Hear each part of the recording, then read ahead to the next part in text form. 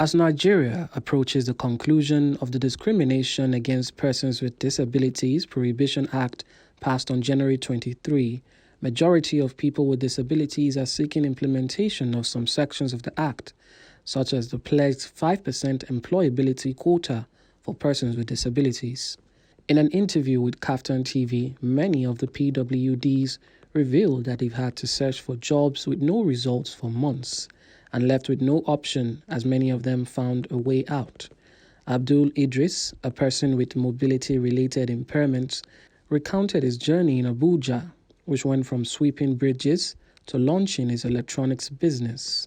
Despite constant arrest and harassment by the task force during his bridge sweeping days, Idris recounted in Hausa language what led to his impairment. When I was small, my mother gave me kerosene to drink when we were in the farm, thinking it was water. That's when I started developing problems. Initially, I was walking, but when the problem started, I got complications in my legs. My parents died, and I grew up with my elder brother being like this. One day, while sweeping bridge, task force came to arrest Almajiris. They arrested me and took me and locked me up for 2 days. When I came out, I met someone that helped me to start this business I'm doing now. May God bless that soul abundantly. The only means of me to see food is to sweep this place. Maybe I will see someone that can help me. Married with 2 children, Idris raised capital to start his business from sweeping pedestrian bridges. I started this business after I have begged for money. It is from this business that I eat from and also assist myself with other things I want. Sincerely, they don't have power to assist. I want this my business to grow. I want a boy to help me manage the business. Now a successful entrepreneur, Idris supports his family through the profits from his thriving business. His story highlights the resilience of individuals who refuse to be defined by limitations and government negligence. Nafiu Badamasi, also a person facing mobility-related challenges, shared his daily routine of sweeping bridges in the early hours, hoping for the generosity of compassionate passerbys. He was a farmer who sustained injuries without financial means for treatment. You know, farming is what I do. During the harvest period, we went to work. Unfortunately, I got injured with a hole on my leg, which resulted to a boil on my lap here. After 2 days, I told a boy to get me salt, and when he got it, I applied it to the place. That night, I couldn't sleep. It was painful. Gradually, the pain started subsiding.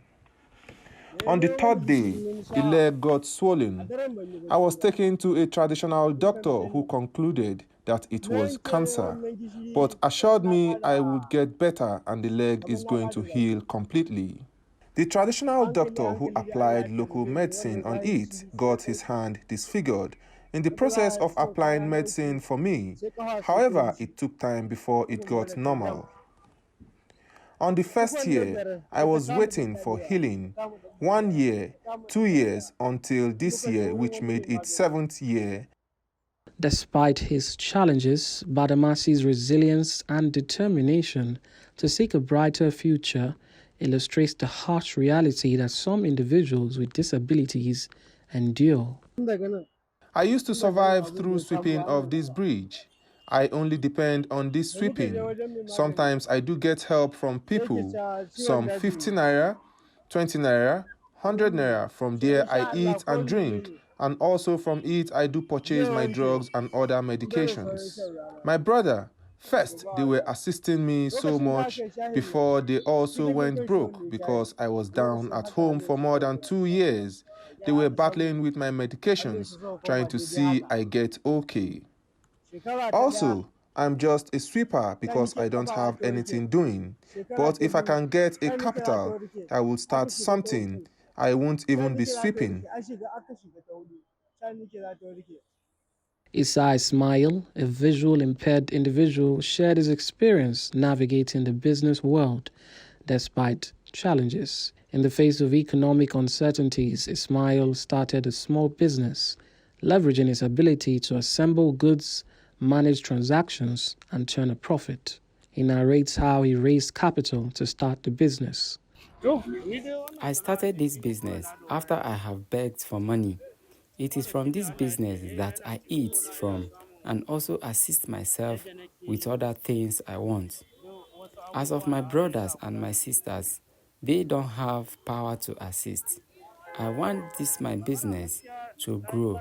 I should have State Boy to help me manage the business. Government should assist me in the area of more capital to expand my business and take care of my brothers and my sisters and my siblings. Where are the employment opportunities for PWDs?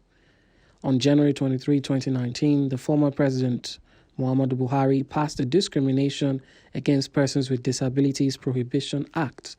This act provides for more inclusion for persons with disability. Section 28 and 29 of this Discrimination Act requires that 5% allotments be reserved for PWDs. The disability community, we struggle and struggle and struggle for the participation of this bill for the period of 90 years. And to the glory of God, it was sealed. We have the law already. The law is in our hand. We must never sleep. It is time for us to stand strong enough and stand on our feet and try to go out to do the enforcement. We are commencing the enforcement already in January. The task force on this enforcement are coming out. Task force will build their bill already. We will do it. And I believe that we are going to achieve.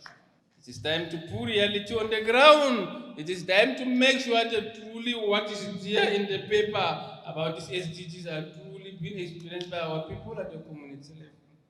Is Nigeria's workforce inclusive? Beneficiary of the 5% employability opportunity raises concerns. Everybody has to come on board. Organization of persons with disability, we have to take the ownership and we have to move from the charity approach to the right-based approach. Serious task force will be going to launch by the presidential task force so that to make sure that we impose compliance. So we are good to go.